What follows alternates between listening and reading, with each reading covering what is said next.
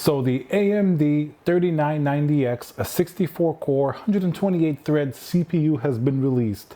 Has AMD gone too far? Let's give 3 reasons why it's awesome and 3 reasons why it may not be so awesome. So let's get started.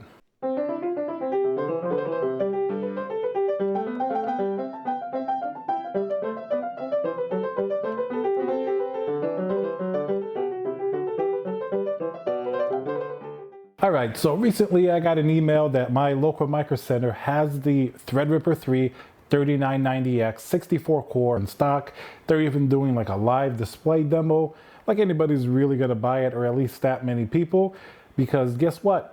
It's $4,000, and that's going to be our first reason why this isn't too cool. For $4,000, and it's still considered sort of like a consumer CPU, or at least a prosumer CPU, that's a lot of bank. So that's going to be the first little negative. And while comparatively other CPUs that may not perform as well from Intel do cost more, it's still a $4,000 CPU that most consumers are never going to buy. So let's talk about the first positive reason why this 64-core, 128-thread CPU is really cool. It's consumer Halo product before you get to their Epic lineup, and it really impresses people. I mean, the performance and applications, as we've seen a couple of results come in over the previous days, it's pretty amazing. It absolutely whomps on most things. I think that Intel has that does come close to it is going to be considerably more expensive. So for that reason, it's definitely pretty impressive. But let's talk about a negative reason.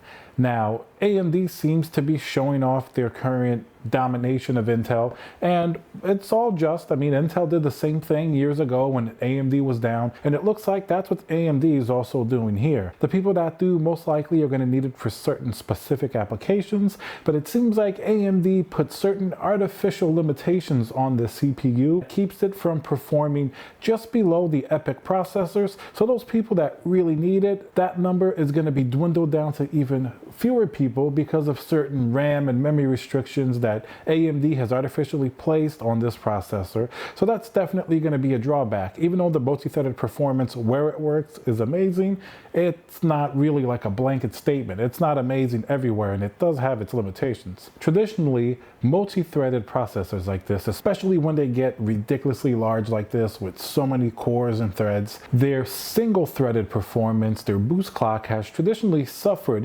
Generally with so many cores, you can only boost so high. That's why certain CPUs like an 8700K or 9900K from Intel always did so well, because they really focus on single-threaded performance.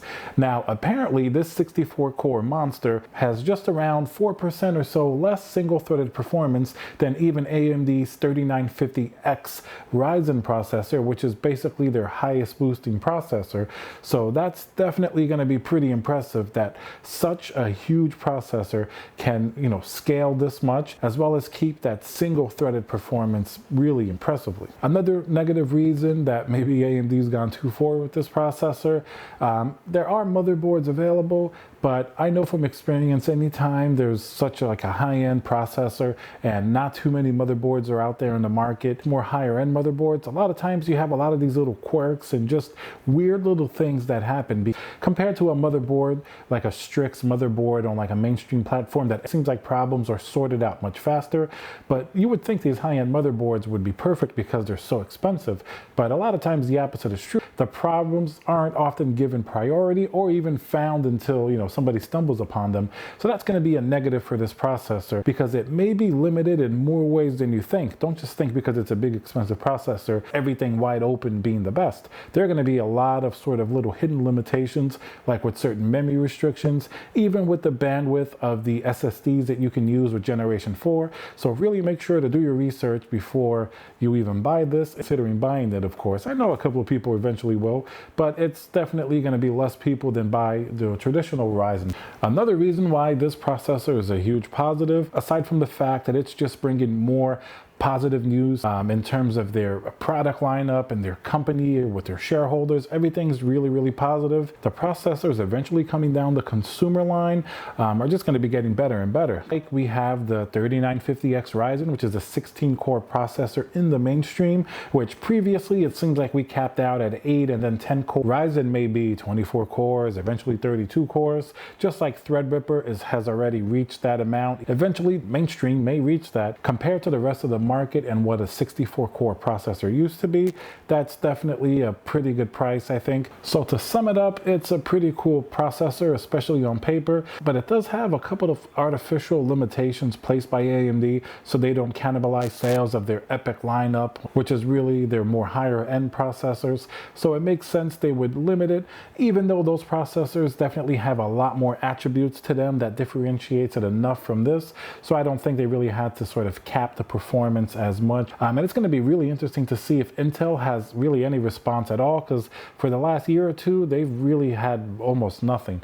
They've just been doing their same releases and updates while AMD has been jumping leaps and bounds, and it's been really exciting. So even though this is a processor that I don't think many people are going to buy, and many people won't have that great of a use for it. All right, guys, hope you enjoyed this video. Remember to subscribe if you like my content. Leave a comment below. Do you like this processor? Or do you think it's a little bit useless and overkill? And I'll see you guys on the next video.